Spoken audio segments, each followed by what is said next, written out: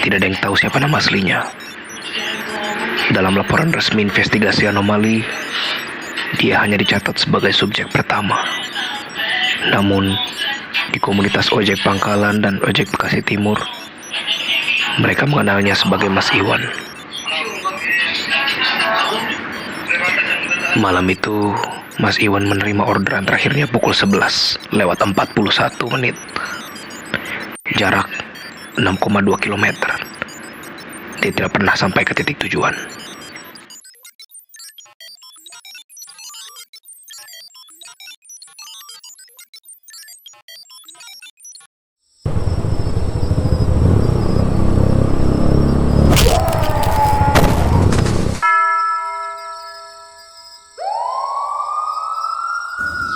Empat jam kemudian, polisi menemukan Mas Iwan duduk termenung di pinggir got.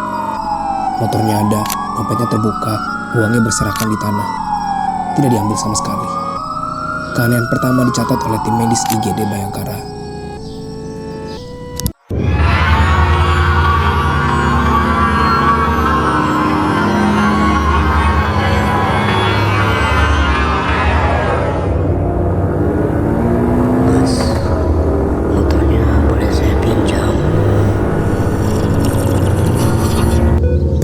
Di IGD menyebutnya kontak mark. Tapi ini adalah kasus pertama di dunia. Tidak ada satupun orang yang pernah mengalami hal ini sebelumnya.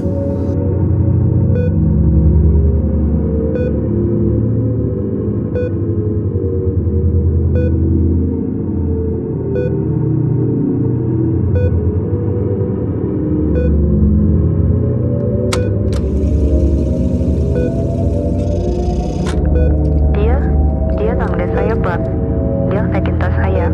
Pertamanya kosong tapi tajam banget. Saya takut.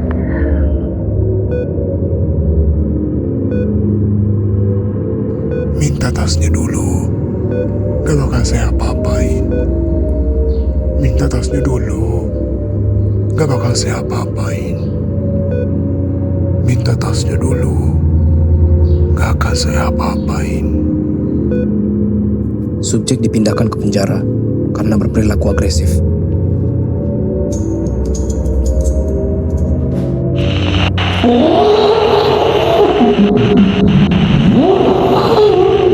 Gawat komandan, dia datang.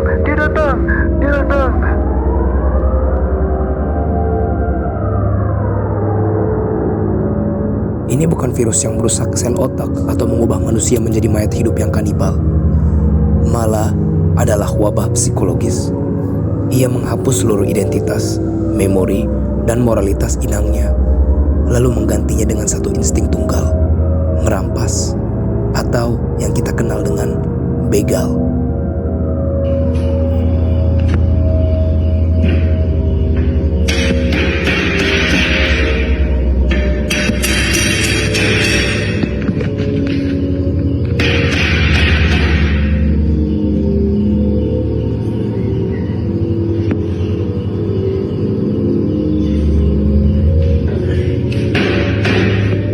Bangkalan, Jawa Timur bukan pria bugil, melainkan pocong jadi-jadian yang meneror warga. Tidak hanya menakut-nakuti, sejumlah orang berpakaian putih ini pun berkeliaran bawa senjata tajam. Lagi-lagi terjadi, aksi teror pocong kembali membuat warga resah. Kali ini pocong membawa celurit berjalan melompat-lompat di depan rumah warga di Kabupaten Bangkalan, Jawa Timur. Virus ini beradaptasi dengan budaya lokal. Ia memindai memori kolektif masyarakat tentang apa yang paling mereka takuti di wilayah tersebut. Pocong, ondel-ondel, badut jalanan, dan menggunakannya sebagai kostum intimidasi. Tujuannya efisien, membuat korban lumpuh karena ketakutan, sehingga barang bawaan lebih mudah dirampas tanpa perlu perlawanan fisik.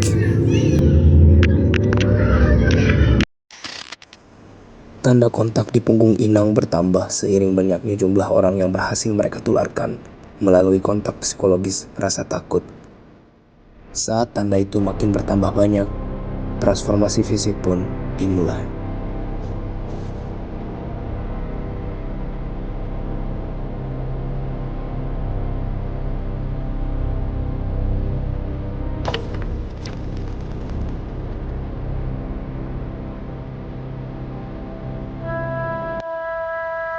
Saat pemerintah dan kepolisian menganggap ini sebagai fenomena kriminalitas massal yang aneh, agen Sasmita, sebuah unit investigasi independen yang melacak fenomena tak terdaftar, mulai bergerak di bawah tanah.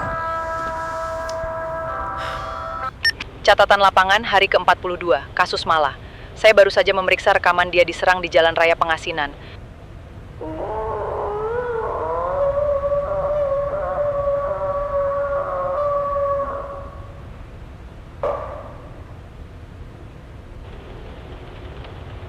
Sesuatu yang memicu wabah ini dari awal. Sesuatu yang sengaja memanen rasa takut kita.